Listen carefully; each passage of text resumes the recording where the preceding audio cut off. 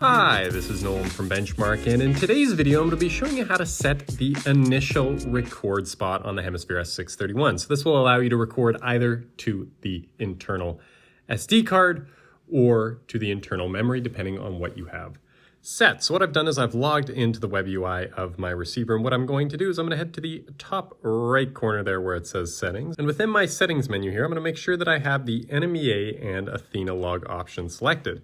Once I have that tab selected, I'm going to scroll down to the bottom here, and you can see that my first storage option is either internal storage or SD card. So just as it sounds, whatever is selected will be the first storage medium that the receiver tries to use. So in my case, I want to be recording to the internal storage, so I'm going to make sure that is selected, and I'm going to hit save here to save that setting and make sure that it is all locked in. But for now, that is everything in today's video. That is how you use the web UI of the Hemisphere S631 to set the first storage option. And if you had a moment, I would please ask you to hit that subscribe button down below. It really does help us out and helps me keep making these videos.